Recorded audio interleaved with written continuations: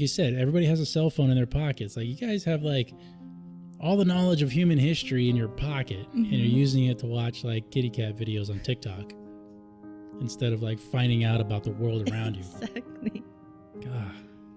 Yeah, that's the world we live in. I know. Talking about like, I was talking to someone about censoring videos. Like Twitter was caught censoring a lot, actually. Like even to last night during the election, they were censoring the president's tweets. It's like, you shouldn't be doing that. Why are they censoring like, the kitty cat videos and stuff? I don't know. Cruelty to animals. Oh my God. Yeah, I did see that though. The kitty cat videos? Oh, I always see the kitty cat videos. No, that's like my favorite thing. No, the censoring. Yeah. What do you think about that? Whole nother topic. Yeah. I haven't seen too much censoring locally. No. Maybe it's because it's been censored. I don't know. But I think the candidates here are like level-headed enough to speak about things that wouldn't necessarily be censored. But then it's like, why is anything being censored? That's true. I mean, yeah, I think it's really scary because, people bring up they're trying to suppress your First Amendment rights and being able to express yourself and all of that stuff. But at the same time, though, and I wonder if this is why Twitter and Facebook feel entitled that they can censor, is because they're their own private platform, meaning they can do whatever they want to do. So if they see something that they don't like, they can just take it off just because they don't like it. Is that right? Which is kind of what they've been doing and what they've been saying. Like, we're protecting people's, right under our platform, and we have policies in place to basically censor certain material that comes out there, hateful speech, that kind of stuff. It's like, okay. And then they go testify in front of the Senate, and like, they haven't censored like Ayatollah in Iran at all for like calling to kill Jews and like destroy the United States and stuff like that. It's like, how come you're not censoring him? How come he can tweet whatever the hell he wants, but Trump can't tweet like anything about the vote? Like, what the hell? Right. Complete double standard.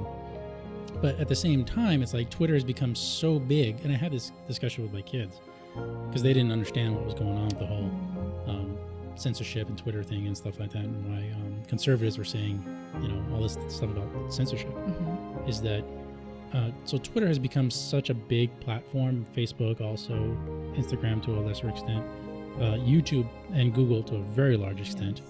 A lot of people get their news directly from those platforms, but Twitter has become such a big platform and is used by government entities to give information to the public. And we found that out with like the missile launch, the North Korean missile launch attack here in Hawaii, right? And Governor Ige was like, "Oh, I didn't have my Twitter password."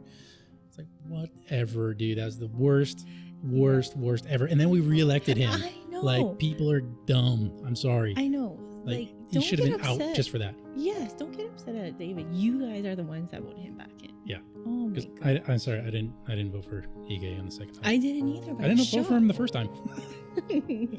Totally shocked. But so you have government entities using Twitter as a platform to make announcements, right? Therein lies, okay, you can't be censoring government entities then, which they're still doing. So, and government entities being like the President of the United States, the White House, press secretary, like, yeah, those are their personal platforms, but to some extent they are making announcements on behalf of,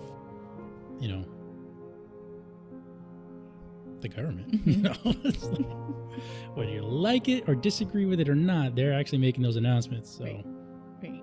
And it should be, and I was again talking to my kids about this, it should be, as the viewer or as the consumer of that information, it should be our choice whether or not we should see that and follow it and believe it.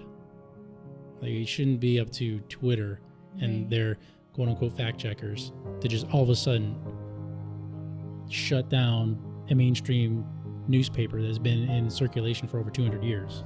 Like, it's one of the biggest newspapers in the country, and because Twitter doesn't like what they're posting, they censor them. block them completely. It's like, no, you can't do that. You're like, when you do stuff like that, you're going to call down the reins of government to come down on you and start regulating you. Right. Like you're putting a spotlight on yourself. Right. And like you brought up fact checkers. Yeah. Like who are these fact checkers? We haven't had fact checkers until this year, right? Yeah, it's a fairly recent thing for what Facebook and Twitter and does Google use it?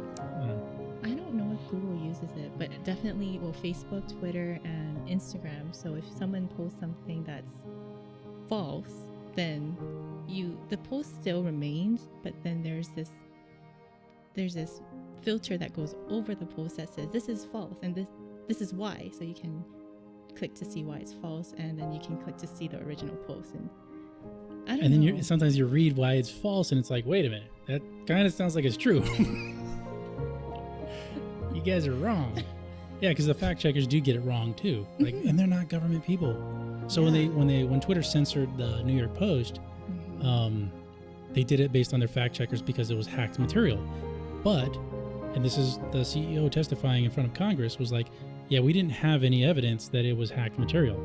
I was like, well, then why did you censor it? It's just a nice way of saying we just didn't like it. It is, right? That is completely and utterly what it is. They did not like it. They did not agree with it, and they just shut it down from the American public. And that's scary. That's totally scary. And it's only going to bring down government regulation on it. Sorry. Or change the First Amendment to include social media platforms. Which, I'm going to agree with. If there was like a neo-Nazi group on Facebook, I'm not going to join it. Right. You don't need to censor them. Like, I'm not going to join them. You don't need to censor. People aren't that stupid. So I think, but then you have like thousands of voters showing up on election day to stand in line to register to vote. It's like, God, maybe we do need censors. I don't know. Oh my gosh.